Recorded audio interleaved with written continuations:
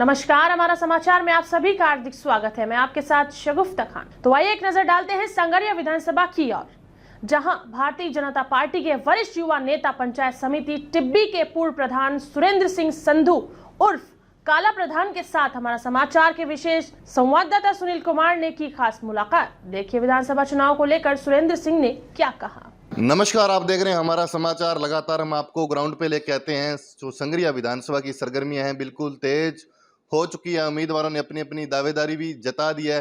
Bharatiya Janata party से सक्रिय युवा नेता हमारे साथ आज मौजूद हैं। पूर्व प्रधान भी रह चुके हैं। इनसे आज खास मुलाकात करें, किस प्रकार की स्थिति चल रही है। लगातार ग्राउंड के अंदर जब भी जा रहे हैं, जनता के बीच में भी जा रहे हैं, क्या समस्या सामने आ रही। सबसे पहले तो प्रधान जी, चैनल में बहुत बहुत स्वागत है।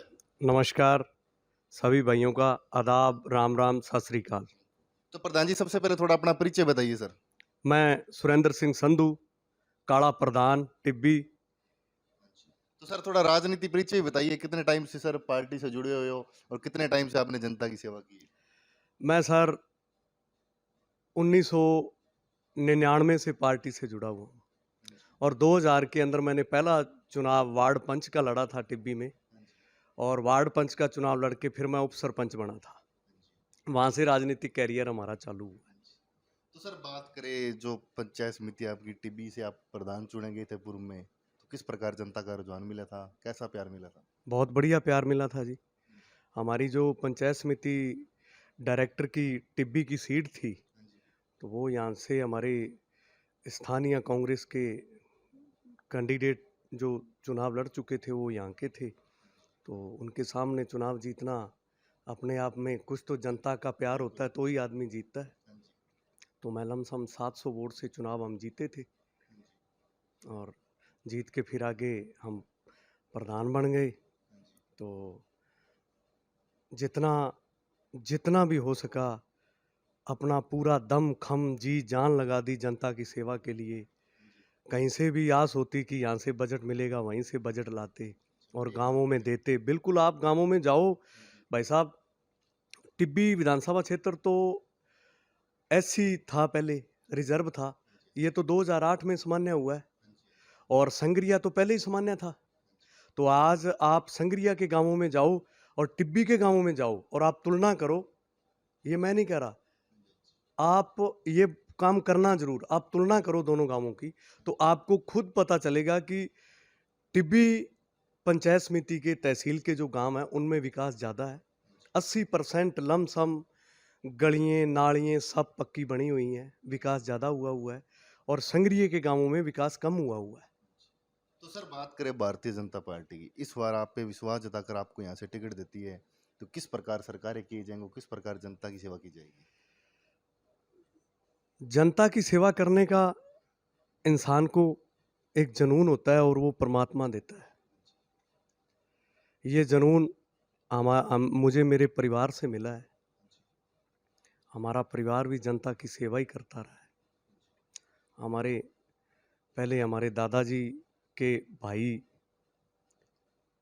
मोहन सिंह जी, आप एरिए में उनका नाम लो तो लोग आपको बताएंगे कितने जन सेवक थे, गरीब के लिए आधी रात हाजिर रहते थे। उन्होंने ही, वो मेरे राजनीतिक गुरु हैं और वो ही मैं सन 2000 के अंदर मेरी मात्र 21 या 22 साल की उम्र थी, तो उन्होंने मुझे टिब्बी से वार्ड पंच का चुनाव लड़ाया। वार्ड पंच का जो चुनाव था वो मैं सबसे ज़्यादा वोटों से जीता था। 23 वार्ड है, 22 वार्ड है, जो उनका नतीजा 10 वोटों के अंतर से रहा और मेरे वार्ड 8 नंबर का 74 वोट से मैं जीता था।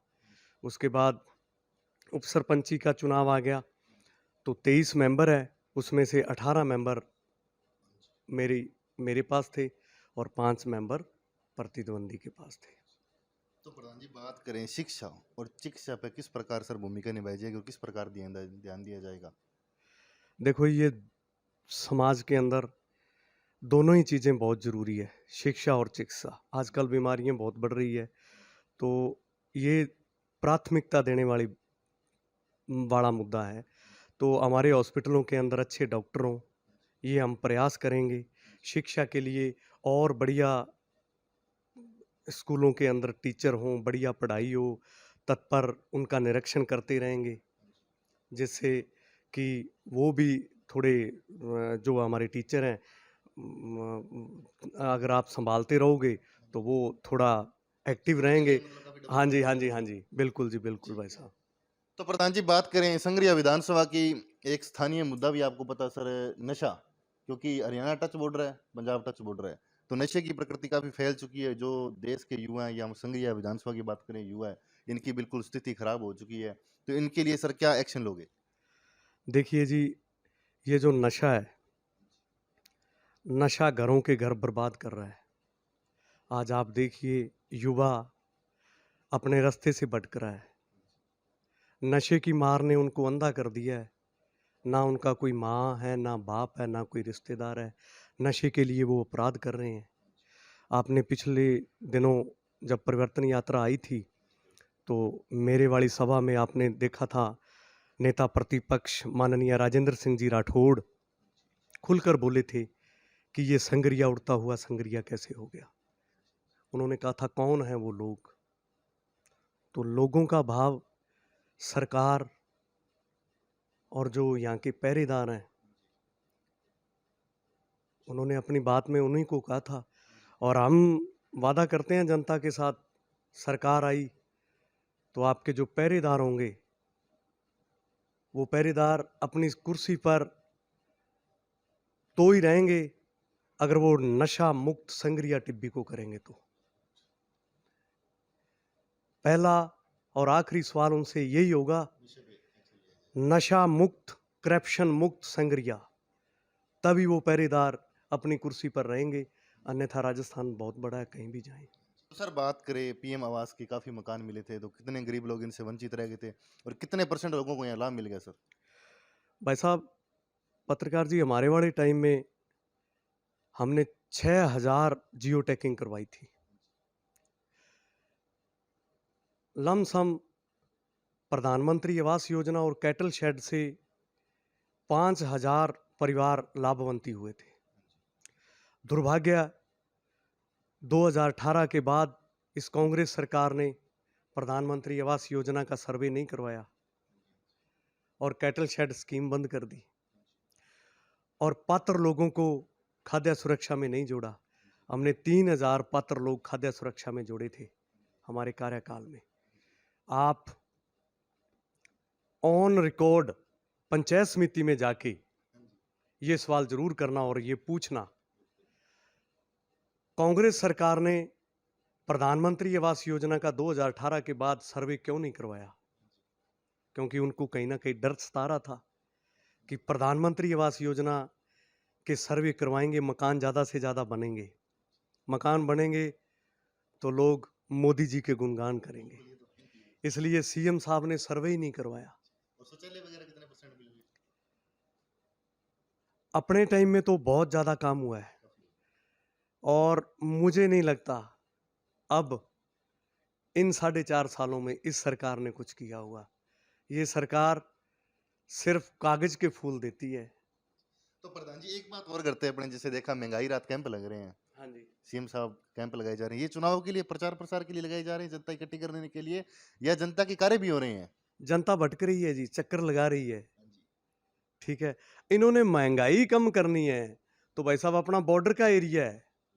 ठीक है, अभी आपने 2-4 दिन पहले देखा होगा कि पेट्रोल पंप वाले सारे हड़ताल कर रहे थे।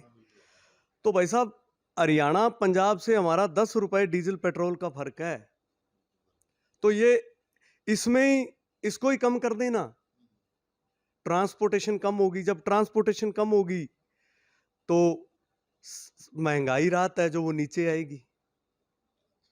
तो अगर अशोक जी ने जनता को फायदा ही देना था, सीएम साहब ने, तो ये काम करना चाहिए उनको, और ये काम पहले करते। अब तो आचार संहिता लगने वाली है, अब तो आचार संहिता लगने वाली है, अब तो रेवड़ियां बांटने वाली बात है। अब तो जो काम करेगी वो आने वाली सरकार करेगी। तो सर प्रधान जी बात करें, आप भी एक युवा हो, इस देश के काफी भी युवा हैं, और इस संग्रिया विधानसभा की बात करें तो युवा है, युवाओं के लिए सर क्या कुछ कहना चाहते हो, और क्या कुछ मतलब बेरोजगार काफी हो रखे हैं युवा, उनके लिए क्या डेवलपमेंट करोगे अगर आपको यहाँ से विधायक चुन देती है? युवा इस देश की रीढ़ की हड्डी है। ऐसी बात नहीं है कि बेरोजगारी बहुत है। आज युवा पढ़ा लिखा है, शिक्षित है, और हम तो हमारे माननीय प्रधानमंत्री जी को भी जब लेटर लिखते हैं तो यही लिखते हैं कि युवाओं के बारे में सोचो, किसान के बारे में और सोचो जी, ठीक है, गरीब के बारे में और सोचो, ठीक है भाई, नई नई स्कीमें हों जिससे युवाओं को रोजगार मिले, गरीब को और ज़्यादा फायदा मिले, किसान को और ज़्यादा फायदा मिले। तो यही जब सरकार आ जाएगी, सरकार में भागीदारी होगी, तो हमारे सीएम साहब से, हमारे वित्त मंत्री साहब, ठीक है, कैबिनेट में हम तो यही प्रस्ताव रखा करेंगे जब भी मौका मिलेगा कि हम इनके लिए नई नई स्कीम लेके आएँ, जिससे बेरोजगार को रोजगार मिले, गरीब को और ज़्यादा फायदा मिले, किसान को फायदा मिले। तो सर बात करें जो देश के बुजुर्ग हैं या मान लो संघीय विधानसभा के जो बुजुर्ग हैं, उनके लिए मोदी सरकार ने क्या क्या व्यवस्था दे रखी है, क्योंकि काफी लोगों को पता भी नहीं है, आपको पता है, क्योंकि गरीब लोग हैं जो अनपढ़ हैं उनको अभी तक ध्यान भी नहीं है। देखो, ऐसी बात नहीं है, आजकल हर आदमी सोशल मीडिया पे एक्टिव है और हर आदमी को स्कीम के बारे में पता चलता है, ठीक है। और कोई नई हाँ, स्कीम है? हाँ, ये बात है कि स्टेट गवर्नमेंट कई बार सेंटर सरकार का, सेंटर सरकार के जो गरीबों के लिए फायदे की योजना होती है उनको दबा देती है या वो अपना नाम रख लेती है। ये कागजों में सिमट जाती है। हाँ जी, ये सिमट जाती है, उनको गुमराह कर लेते हैं। लेकिन बुजुर्ग, युवा इस देश का, वो मोदी जी पे ही भरोसा करता है कि मोदी जी ही हमारे देश को ऊंचाइयों पे लेके जा रहे हैं और लेके जाएंगे। तो सर बात करें प्रधान जी संघीय विधानसभा की, आप ग्राउंड के अंदर जा रहे हो लगातार, हाँ जी। जनता के बीच में जा रहे हो, जनता का कहना है जब चुनाव आते हैं, जब जितने भी विधायक बनने के लिए वोट बटोरने के लिए आते हैं, जब कोई गरीबों को कोई समस्या आती है तो धरातल पर विधायक पहुंच नहीं पाता, क्या कारण है, क्या रीजन है? जब घर पे जाते हैं कह रहा कि विधायक साहब घर पे नहीं है, एक बार क्या कारण है, जनता का कहना है? ऐसा है जी, विधानसभा क्षेत्र का एरिया बहुत लंबा होता है और जो गांवों की समस्या होती है वो विधायक कोई अपने घर पे बैठ के तो उसको सुलझा नहीं सकता। हमारी राजधानी जयपुर है, तो जयपुर जाकर ऑफिशियल काम होते हैं, कैबिनेट के काम होते हैं, तो वो वहाँ करवाने पड़ते हैं। लेकिन जनता के अंदर भी जाना चाहिए, मैं तो ये बात मानता हूँ। जनता मेरे को मौका देगी, भगवान मेरे को मौका देगा, तो मैं तो जनता आधी रात को याद करेगी तो मुझे अपने साथ पाएगी। तो सर कल की बात है कि मैं कहीं से गया था, मतलब कोई इनवाइट करने के लिए गया था, इंटरव्यू करने के लिए, तो वहाँ काफी जनता वेट कर रही थी उनका, जो उनके बीच में पीओ वगैरह होते हैं वो कह रहे अभी टाइम ही नहीं है, मतलब गरीब जनता का ये कहना कि हमारे धरातल पर काम नहीं हो पाते, इसलिए मैंने आपसे ये सवाल किया था।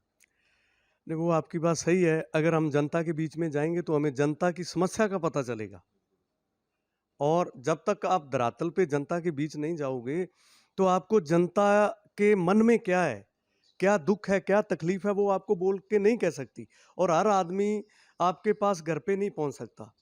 तो मैं तो ये जनता को तो यही कुछ चाहिए कि हमारा मामला सुलझ जाए, थाने में ना जाए, बाइक छूट गया, यही काम होते हैं जनता के, और ऐसा नहीं जनता अपने को घर पे आके परेशान करती है, फिर भी देखो जनता बार बार पीछे पीछे फिर रही है। ये देखो, अपने समाज में सामाजिक ही काम है, और कोई जनता ये नहीं कहती कि हमें कलेक्टर लगा दो, हमें एसपी लगा दो, हाँ, ये नहीं है। घरेलू काम होते हैं, किसी का बिजली का काम, किसी का कोई थाने में छोटा मोटा काम, किसी का तहसील में काम, ठीक है। परमात्मा ने आपको एमएलए बनाया है तो आपका फ़ोन से उनके काम होते हैं और वो करने भी चाहिए।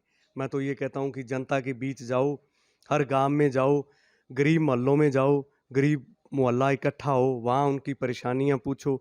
किसी की कोई नरेगा में परेशानी होती है, किसी का मूल निवास नहीं होता, किसी का राशन कार्ड नहीं होता, ये छोटे छोटे काम होते हैं, और ये काम जनता के अंदर गांवों में कैंप लगा के एमएलए को करवाने चाहिए। और मेरे को परमात्मा ने मौका दिया तो मैं आपको ये सारे रीति रिवाज बदल के दिखाऊंगा।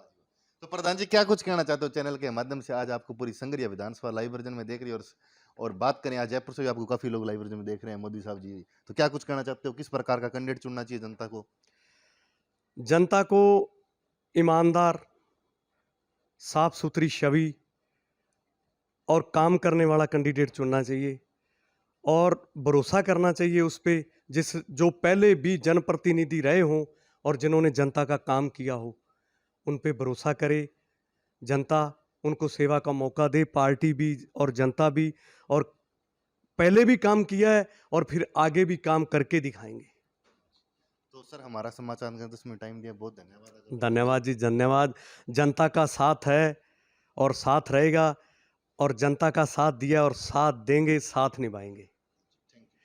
धन्यवाद। ये थे हमारे साथ पूर्व प्रधान टिब्बी से, जिन्होंने बताया कि इस बार अगर जनता इनको विधानसभा के अंदर मौका देती है, जो कार्य किए जाएंगे जनता के हित में ही कार्य किए जाएंगे। बिल्कुल गरीब जनता की आवाज उठाई जाएगी, उनके साथ में रहा जाएगा। तब तक जुड़े रहे हमारा समाचार के साथ। कैमरे सुखी बनवारी के साथ